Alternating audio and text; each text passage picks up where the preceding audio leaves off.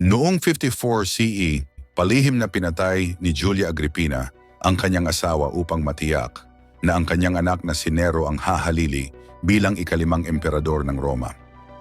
Ngunit anong sandata ang ginamit? Well, ilang piraso lang naman ng death cap mushroom. Malinaw na alam na ng mga tao ang tungkol sa nakalalasong death caps sa loob ng mga libong taon.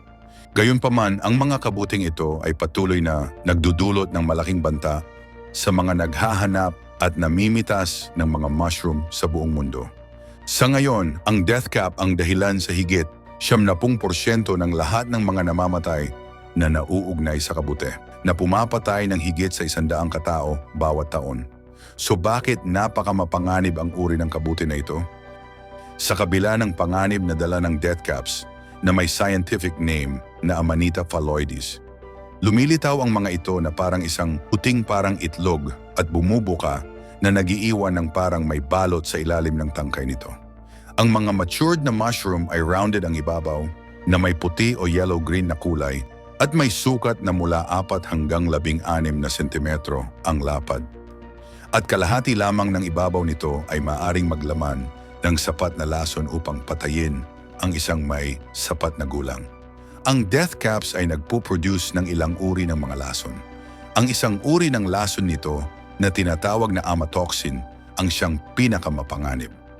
Napakatibay ng lason na ito na hindi mawawala sa pamamagitan ng pagluluto o kahit ilagay sa freezer o kahit papatuyuin sa matinding sikat ng araw. At kung naipasok sa loob ng katawan, ang amatoxin ay kayang tumagos sa dingding ng bituka upang makapasok sa daluyan ng dugo at magdulot ng kalituhan sa maraming sistema ng katawan. Ang pangunahing gagawin nitong paninira sa katawan ay ang pagharang sa aksyon ng enzyme na tinatawag na RNA polymerase. Ang mga enzyme na ito ay mahalaga sa katawan dahil hinahayaan nito ang mga cells na bumuo ng mga protina na kailangan nito upang mag-function. Halimbawa, pinipigilan ng amatoxin ang paggawa ng mga blood clotting compound na maaaring maging sanhi ng pagdurugo ng isang tao. At sa kidney, dahan-dahan nitong hinahadlangan ang kakayahan ng katawan na mag-regulate ng liquid at dahilan para mahirapan sa paghihi. Ngunit higit sa lahat, ito ay pinakanakakapinsala sa liver. Ang liver ay ang sumasala ng mga dumi at kabilang dito ang mga lason sa ating dugo na kung saan ang amatoxin ay natural na naiipon. Ang pagbomba ng lason na ito ay haharang sa mga bagong protina at ito ang magiging sanhi ng pagkamatay ng mga cells ng ating liver. Sa paglipas ng panahon, ito ay maaaring humantong sa liver failure at kalaunan ay kamatayan. Ang isang nakakagulat na misteryo ng death cap na patuloy na hindi malaman ng mga siyentipiko ay ang katanungan na kung ano nga ba ang benepisyong ibinibigay ng lason na amatoxin sa mismong kabute. Ang amatoxin ay secondary metabolites. Ibig sabihin, hindi ito mahalaga para sa paglaki o survival ng isang kabute. Madalas na ang mga hayop tulad ng kuneho, mga daga o kahit ang mga tao ay mabisang paraan ng pagpapakalat ng spore para sa species ng kabute. So bakit lalasunin ng kabuting ito ang mga hayop o taong pwedeng makapagparami sa kanila? Ang amatoxin ay hindi lang eksklusibo sa mga death caps. Meron din nito ang ibang species ng mushroom tulad ng Genera Galerina at Lepiota.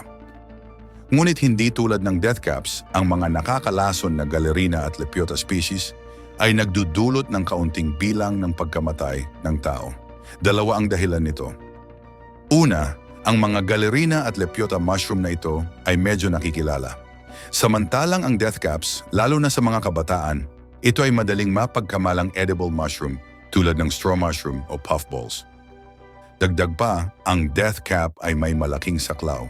Bagamat kadalasan ito sa Europa, matatagpuan na rin ito ngayon sa bawat kontinente maliban sa Antarctica.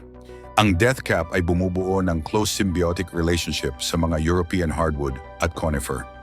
Sa buong 20 siglo, habang ang mga punong ito ay itinanim sa mga kolonisadong rehiyon sa buong mundo, ang mga death cap ay lihim na umusbong.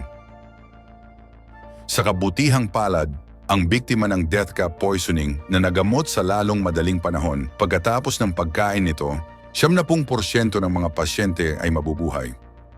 Ang paggamot ay hindi nangangailangan ng anumang uri ng espesyal na antidote. Ang tuloy-tuloy na IV drip ay kadalasang sapat na upang maalis ang mga lason mula sa dugo. Gayunpaman, hindi lahat ng doktor ay alam kung paano maayos na gamutin o kilalanin ang lason mula sa death cap. Ang mga unang sintomas ay maaaring magmukhang katulad ng iba pang uri ng pagkalason sa pagkain. Idagdag pa rito, dahil ang amatoxin ay dahan-dahang namumuo sa atay, ang sintomas ay kadalasang hindi lumilitaw hanggang sa mga araw pagkatapos makain ito.